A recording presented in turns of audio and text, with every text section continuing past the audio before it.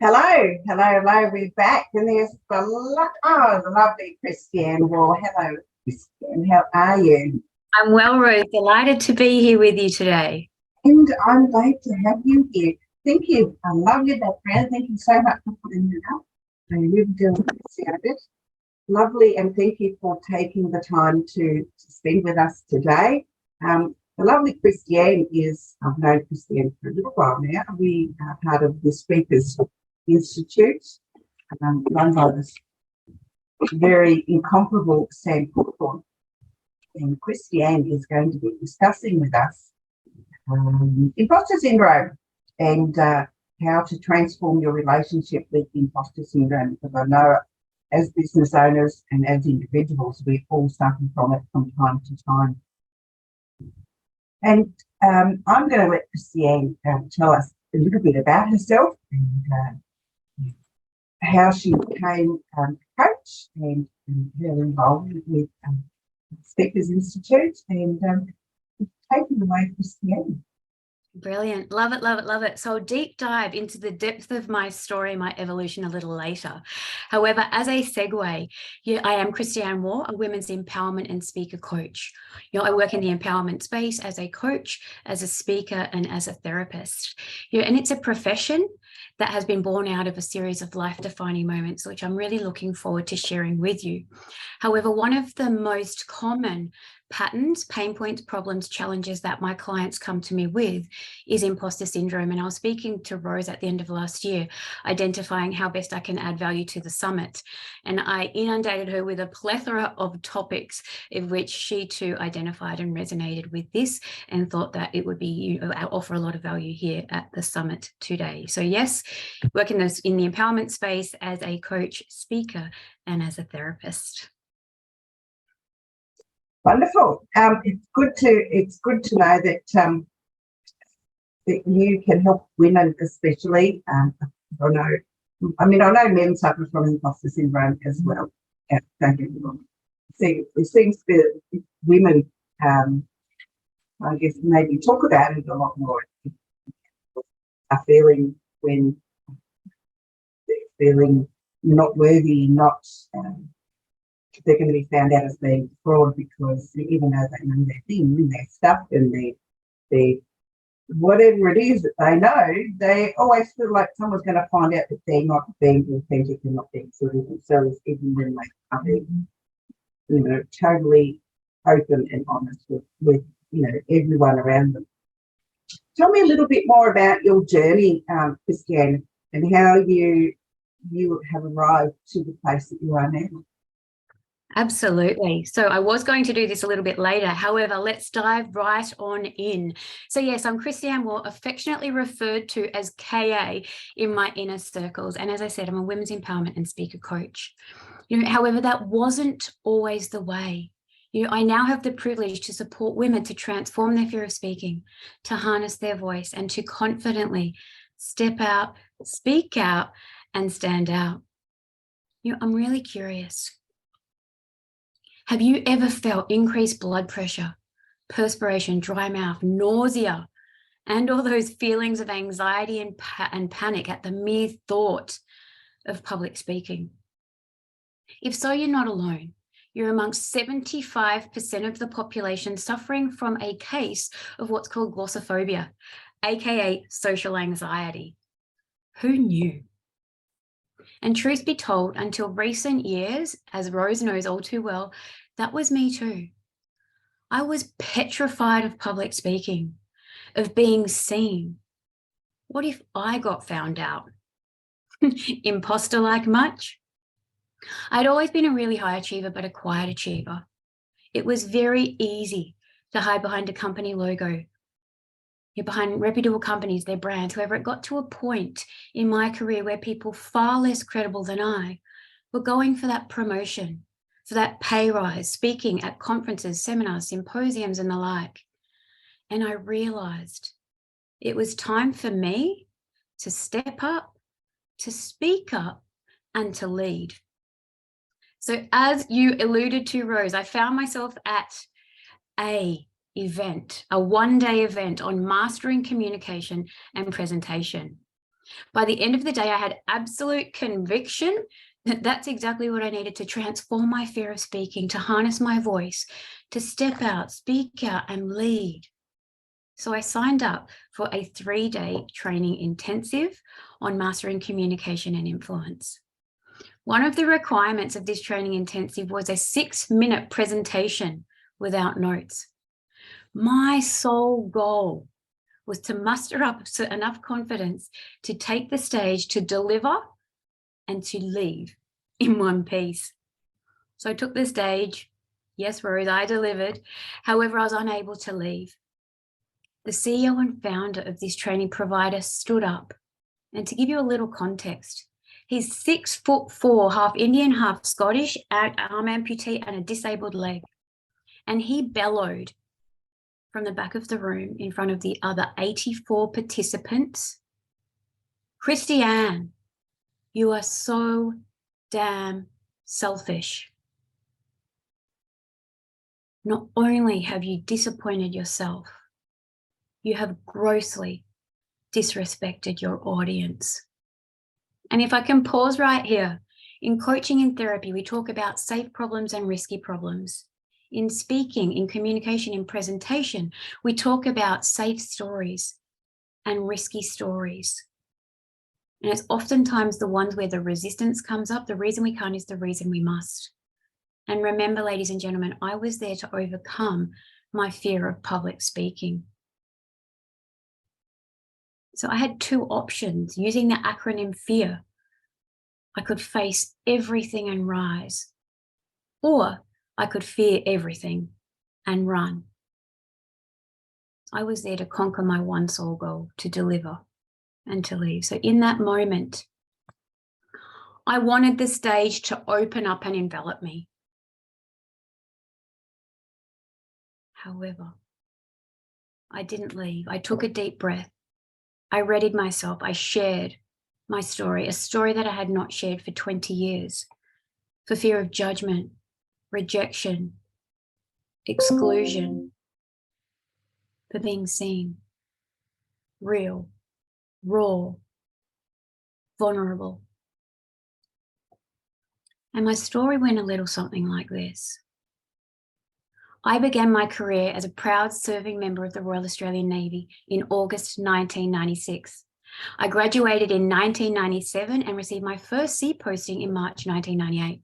It was, in fact, what we coin a crash posting, which means short lead time to undergo a seagoing medical examination to determine my fitness for sea, pack up my worldly belongings, and to board that designated ship. Along with an Australian flotilla, we set sail for what was intended to be workups, otherwise known as sea readiness exercises or simulated war exercises, with the Thai, Singaporean, Indonesian tri-services, Army, Navy, Air Force. It wasn't long thereafter that the unrest in East Timor heightened. And as our ship was fully armoured, we were immediately deployed to conduct surveillance activity for enemies and allies alike. I was a communications officer and hence heavily involved in the monitoring and transmission of reception and intelligence. 3 months after setting sail, June 1998, we were relieved and subsequently returned to our home port. I disembarked that ship, a shadow of my former self. Having lost 15 kilos by this time, I was weighing a meager 34 kilograms upon disembarkation. I was admitted to hospital where I received a prognosis of 24 hours to live. It was expected I'd die of secondary causes. My heart, my liver, my lungs were failing. My kidney function was a third normal capacity at best. I was suffering from severe renal impairment. After a series of examinations, including a CT scan and a gynecological examination suggesting pelvic malignancy, I was immediately transferred to a specialty hospital for emergency surgery and chemotherapy. My weight continued to plummet, falling to a scanty 29 kilograms within days. 7 months of rigorous treatment, rehabilitation, and 3 hospitals later, I was discharged. I returned to work, a somewhat healthier 41 kilograms, in January 1999. Not to a C posting, but to a shore posting where I fulfilled the role of a communications centre officer involved in monitoring ship-to-shore communications within a 50 nautical mile radius. I continued my recovery physically, emotionally, psychologically. However, my weight plateaued between 41 and 43 kilograms despite being on dietitian-controlled meals.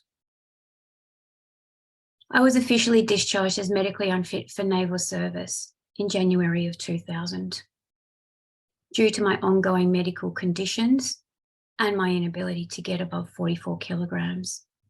My career within the Royal Australian Navy was now redundant.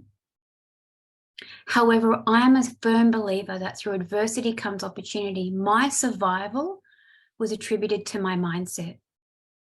It piqued my curiosity. It was the catalyst, the birth of my personal development journey. Rose, I studied everything from positive psychology to emotional intelligence, international credential coaching to neuroscience, neurolinguistic programming to timeline therapy, gestalt therapy, deep state repatterning, metadynamics, clinical hypnotherapy, to name a few. My passion for personal development, growth, and transformational change had been well and truly ignited.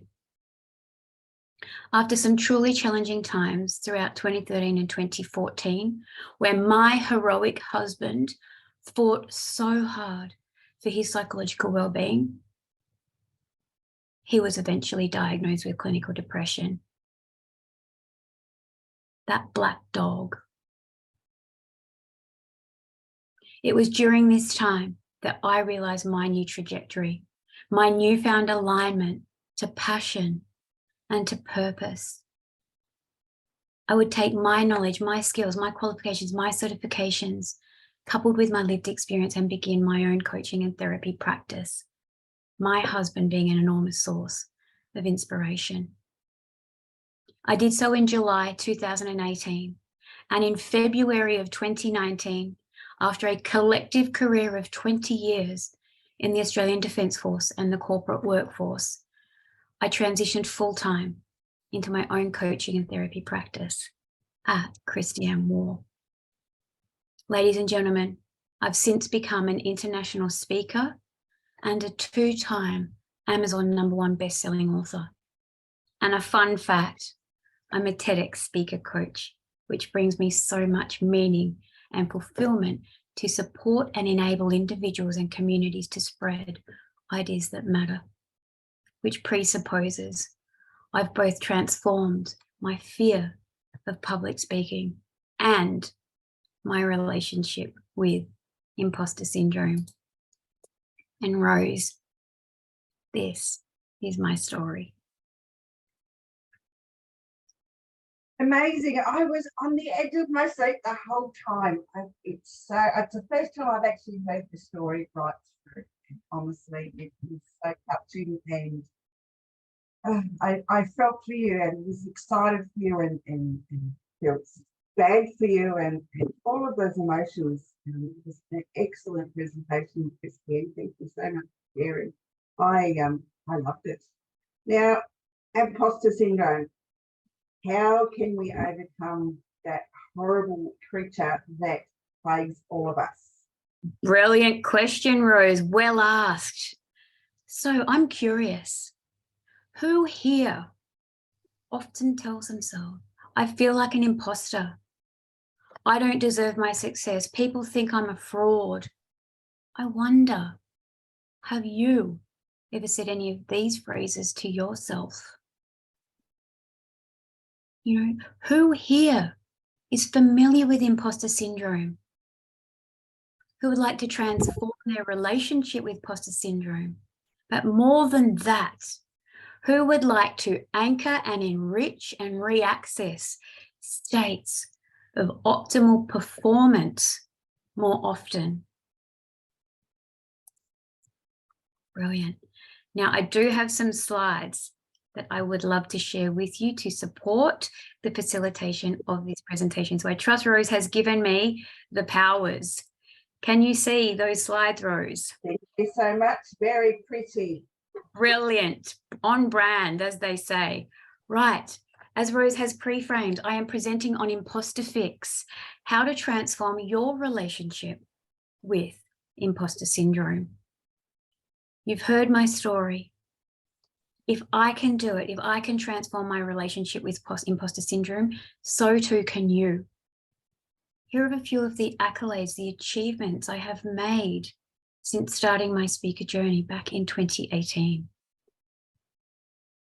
So the purpose of today's presentation is to support you to identify and transform your relationship with imposter syndrome. By definition, imposter syndrome is the persistent inability to believe that one's success is deserved or has been legitimately achieved as a result of one's own efforts and skills. Imposter syndrome is oftentimes also referred to as imposter phenomenon or imposterism. A way to assess or to identify characteristics of imposter syndrome. The inability to assess your competence and your own skills. Attributing your success to external factors, to someone or something outside of yourself. Belittling, diluting your own performance. How often have you heard someone say, I'm just a, or it was just this or just that, really distilling and belittling the magnitude of what they've achieved.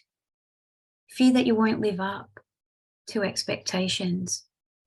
Overachieving. Self-sabotage. Self-doubt. I trust this is resonating, this is landing.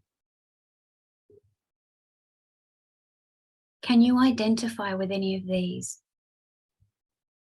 Do you ever feel you don't deserve your achievements? Do you ever worry that people will find out that you're secretly not worthy? And I love this one, ladies and gentlemen. As a coach, as a therapist, unworthiness, we talk about 3 universal human fears. The first of which is not being good enough, not being worthy. The fear of not being good enough or not being worthy. The second, the fear of not belonging. And the third, the fear of not being loved. These are universal fears. We all experience them to different degrees. So in alignment with imposter syndrome, if you feel not worthy, you're not alone. Perhaps you tell yourself after a success, you dismiss it as being not good enough, or dismiss it as just good luck or good timing. Do you think you've tricked others into thinking you're more successful than you actually are? Do you apologize for yourself even if you didn't do anything wrong? Do you think perhaps others overvalue your success?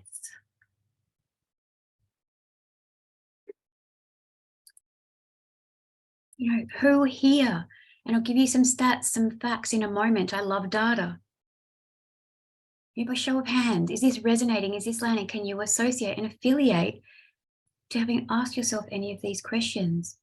Seeing, hearing, feeling, associating to that imposter within, to imposterism, as we refer to it as. Fun fact, according to a 2020 review, 9 to 82% of people experience imposter syndrome. And yes, Rose, you alluded to it earlier. Women more so than men, but men also fall into these statistics. 9 to 82%. Compelling statistics. We have a case here for imposter syndrome. The reality is this: to stop feeling like an imposter, we need to stop thinking like an imposter. Mindset is 80% of the journey. Action is the other 20%. Change your thinking, change your life. What you focus on is what you get, to the exclusion of everything else. Focus on what you want. In the infamous words of Tony Robbins, where focus goes, energy flows. I'd like to pose a question. How can you be an imposter if you're being yourself?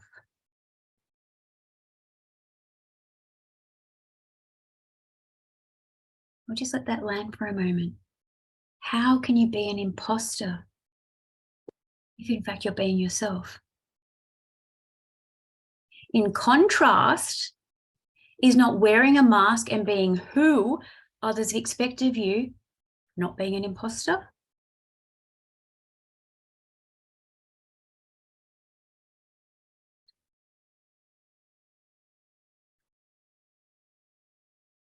Interesting.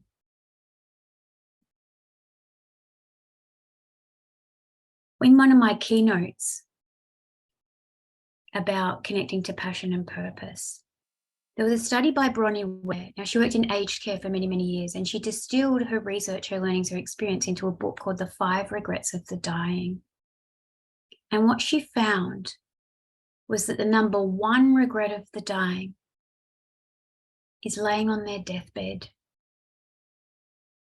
knowing that they have lived the life that others expected of them.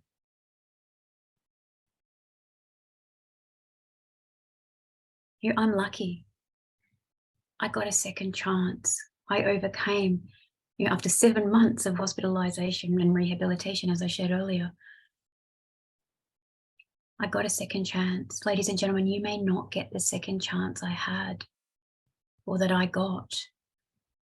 I encourage you to live life on your terms, to connect, to realign, redefine, and restore your life's passion and purpose. You have one life. I implore you, live it. Don't live the life that others expected of you. Don't wear that mask and be who others expect of you. There are 5 types of imposter syndrome.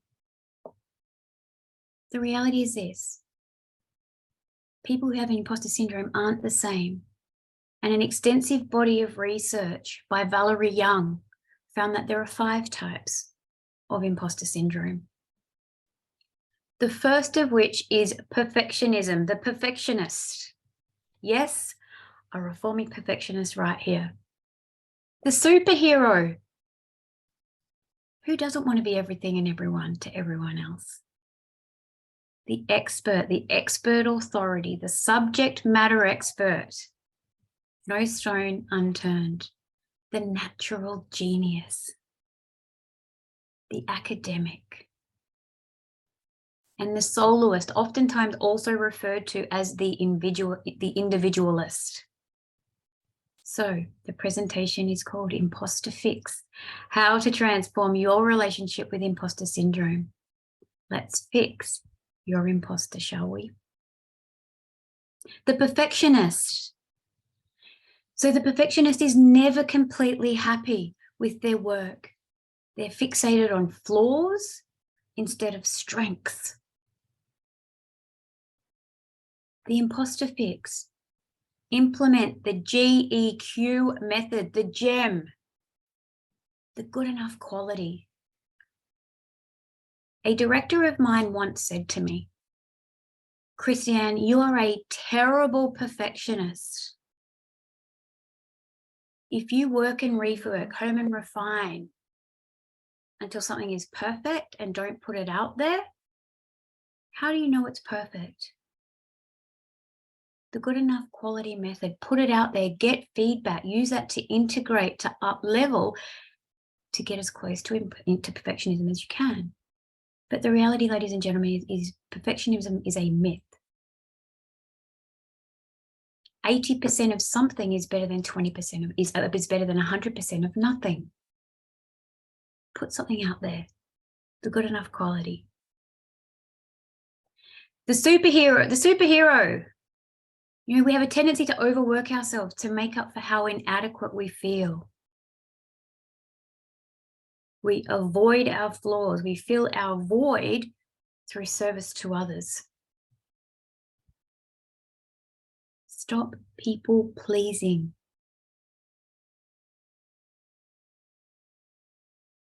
The person who has nothing, does nothing, is nothing.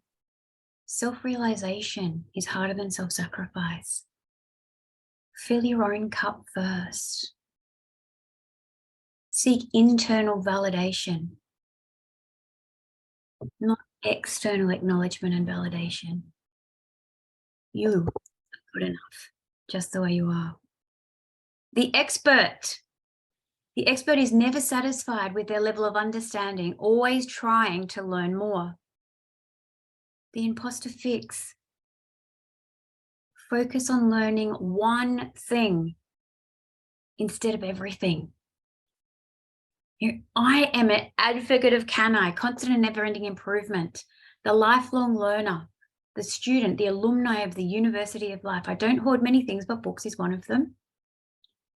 You know, I thought that it was all about self-development, and I later found out I was information gathering. It was shelf development.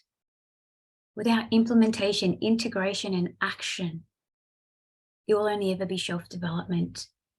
Integration and action presupposes it becomes self-development. Pick one thing, an inch wide, a mile deep, instead of everything. The natural genius, our fourth type of imposter. The natural genius amongst us set exceedingly high goals and feel crushed when they don't meet them. Imposter fix.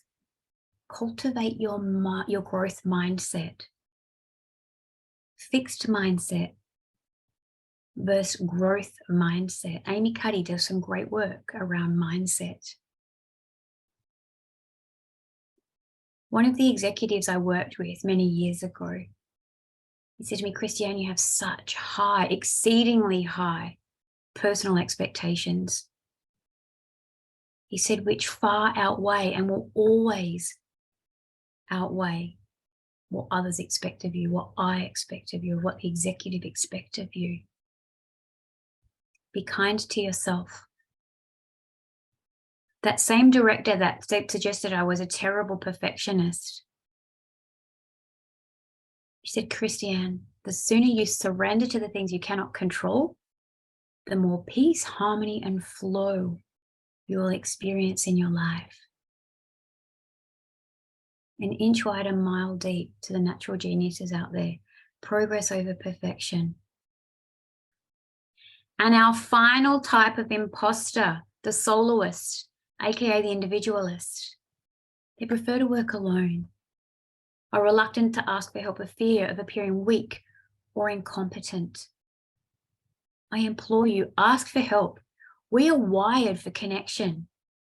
How often has someone asked you for help, and you jump at the opportunity? You're actually doing someone a disservice. They're not able to leverage their strengths to support and enable you if you're not asking for help. Don't be afraid to ask for help. You know, we're raised that vulnerability is weakness. The research suggests vulnerability creates relatability, it creates likability. Embrace your vulnerability. Ask for help. It's okay to feel like an imposter once in a while, ladies and gentlemen, but don't let it define you. It's a title, not who you are at the core. You may experience symptoms, characteristics of imposter syndrome, but it doesn't define who you are.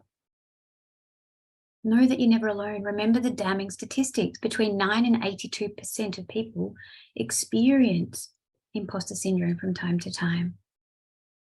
Lean into these fixes. Identify what resonates. What type of imposter are you? I trust these will support you, will help you to accost your imposter. Other ways to overcome your imposter syndrome. Ask it.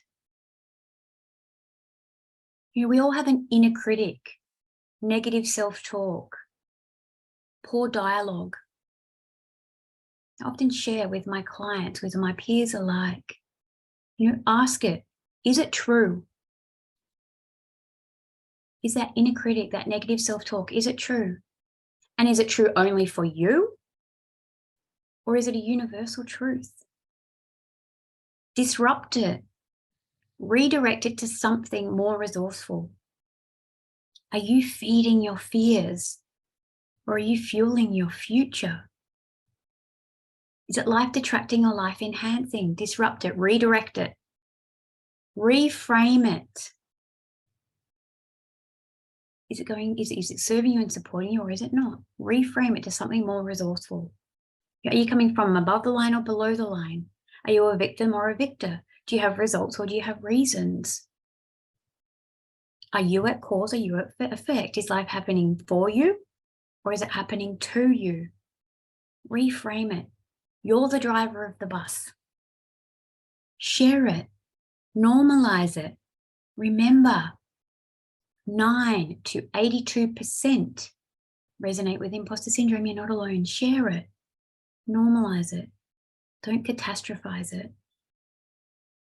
And visualize it. What are you seeing, hearing, and feeling when you're doing something easily and effortlessly, smoothly and seamlessly, with confidence and certainty, that you know that you have the competence to execute it? There's a lot of power in visualization. I implore you, see, hear, and feel what you want instead. Emotionally connect to what you want instead. So 3 and 5, reframe and visualize, are highlighted for a reason. Examples of how to reframe it, how to take something from the negative and pop it into the positive, how to take it from an imposter syndrome mindset to a positive mindset. Rather than thinking, I don't belong here, what if you had a powerful positive reframe, I belong everywhere always? Rather than thinking, my opinion doesn't matter, considering that the world needs my unique voice. Something I'm very passionate about, inspiring confidently expressed women, supporting them to transform their fear of speaking, to harness their voice, and to confidently step out, speak out, stand out, to communicate their competence. With competence, you have a unique voice. Rather than thinking your thought, your experience is not worth sharing. This is a business summit. Whether you're a coach, a consultant, a speaker, a leader, an influencer, your voice, your unique voice, might be exactly what someone else needs. Rather than thinking everything's been done already, what if the world needs your unique touch? Reframe your thinking, say it how you want it. The subconscious mind is a servant to follow orders. It manifests things verbatim. Say it the way you want it. Reframe it. Change your language. Change your life. And visualize it. As I said, see, hear, feel what you want instead. And I'm confident that you would like to anchor, enrich, and re-access states of optimal performance more often in career, in business, and in life.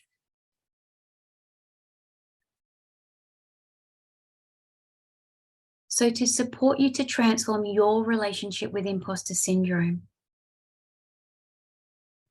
to overcome those phrases, I feel like an imposter, I don't deserve my success, people think I'm a fraud, one you used, Rose. I'd like to share with you a little experience, a coaching modality, an intervention, if you like, called the New Behavior Generator. How can you step into a resourceful state from an unresourceful baseline? So I invite you, ladies and gentlemen, to close your eyes, to really ground and center yourself, to take a few deep diaphragmatic breaths right down into the pit of your belly. In this process, the New Behavior Generator, it utilizes what we call a resource anchor to create a new and desired behavior in the same context. So rather than feeling like that imposter, how can you change your thought, your narrative, your behavior to achieve a different outcome, to experience things differently? So keeping your eyes shut, I'd love you to identify and to recall a situation in which you experienced imposter syndrome. That moment when you felt like the fraud, that you weren't good enough, that people think you're this overachiever, that you won't deliver on expectation. Recall a situation where you felt like that imposter. And I want you to be really in that situation for a moment, seeing, hearing, feeling what's around you in that moment of imposterism. Be aware of others and how they're responding in this moment. Take a deep breath and physically step back from that situation as if you were stepping out of yourself and into another location. Shift your posture, shake it out. Shake it out, ladies and gentlemen. Change your physiology. Change your state. Shake it out. Shake that negative feeling out, that imposterism out, which will better support you to access a resource state. And I'd like you to observe this situation as if you're watching yourself on stage or you're watching a movie of yourself. From this position, think of someone else who can handle this situation really well. Imagine seeing that person doing different behaviors in that same context that you were in. Choose one or more of the behaviors that you think that you would be particularly like, or would be particularly appropriate for you when you learn to use them in that context. Confidence, certainty, clarity, conviction. What is it that you would like to emulate, that you observe, characteristics that you love in that person?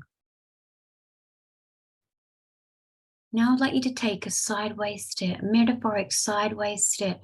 Step into that person, seeing, hearing, feeling, as if you're doing these effective behaviors just as they are, just as they do.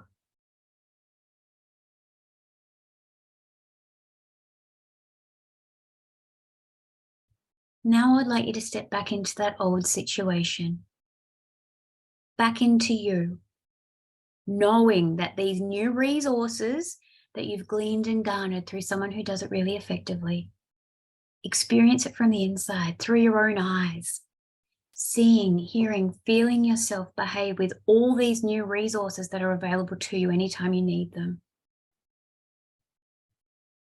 And ladies and gentlemen, I'd love you to notice what you do now.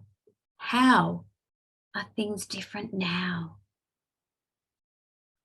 I spoke about the power of visualization. I'd like you to imagine a time in the future which, if a situation like this may have happened in the past, what you notice now, how many more resources you have available to you now. And when you're ready, I'd like you to come back to now and to open your eyes.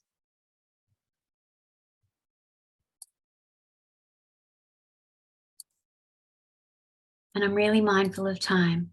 I value and respect time, and I like to run on time every time. Ladies and gentlemen, Rose, I would love to know, what did you love? What did you learn? What questions do you have? Feel free to pop them in the chat and I'll respond to them outside of this forum. Feel free to connect with me, to DM me. Kristy-Ann, I loved the whole presentation. I fit into all 5 categories. I find myself from time to time scooting between them. Yes. I think we all do at some point in our life, whether we suffer from imposter syndrome or not.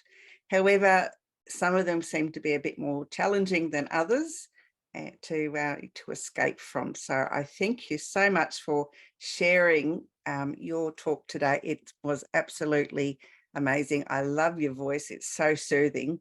It's I was just mesmerized by the whole thing. It was like I didn't want to stop for 1 second to not listen. It was I loved it. It was just wonderful.